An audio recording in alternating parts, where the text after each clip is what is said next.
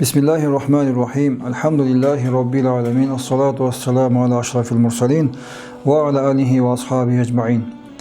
Merimdүү, ырайымдуу, боорукер Аллах Таала чексиз мактоолор болсун. Жана сүйүктүү пайгамбарыбыз Мухаммад саллаллаху алейхи ва салламга саламдар жана салаваттар болсун.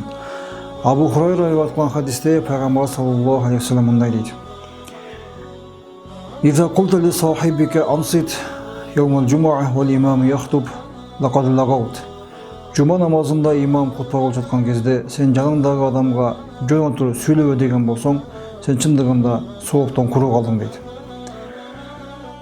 Жума күнү имам жума баянынан кийин азандан соң жума хутбага чыгат. Ошол жума хутба башталгандан баштап имам жума хутбасын бүткөнгө чейин же жума намазына каамат айтылганга чейин биз унчукпастан имамга кулак салып туруубуз зарыл. Эгерде сиз жаныңызда адамга сүйлөгөн болсоңуз, же ошол учурда телефон чукуп телефон алаксыган болсоңуз, же кийимиңизди оңдоп, замогун сыдырып, кая чечип, ошого алаксып отурган болсоңуз, же колуңузда сизди алакса турган бир нерсе болгон болсо, ошого алаксып отуруп калган болсоңуз, мына ошол хадис айтылгандай эле, чындыгында сен ошол сооптон куру каласың деген адамдардын катарына кошулуп каласың.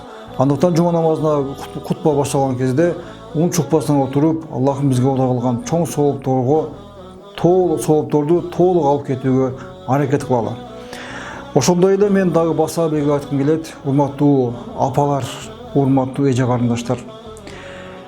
Балаңыз, жолдошуңуз, эже карын, ага энелериңиз жума намазга кеткен кезде, алар келгенден кийин жумада имам эмне баян кылды деп сураганды дайыма өзүңүзгө адат кылыңыз.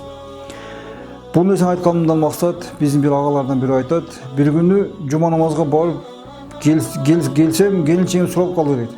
Бүгүн жумада эмне жөнүндө баян кылды деди эле, мен таппай калдым эмне жөнүндө баян кылганын. Мен себеби жума намазга барып, адаттарды барып келип жүрө бердим. Эмне жөнүндө сөз кылды, ал жөнүндө ой да жүгүртпөптүрмүн дейт.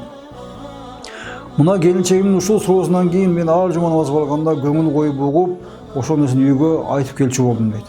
Ал эми сиз жолдошуңуз, балаңыз, агайыңыз жума намазга барып келгенден кийин, андан бүгүн имам эмне жөнүндө баян кылды деп дайыма сурап турган болсоңуз, албетте ошол барган агайыңыз, жолдошуңуз, балдарыңыз дагы жумага барганда көңүл коюп, азыр мен барганда сурайт деп көңүл коюп угуп, ошол нерсени өзү дагы таасир алат.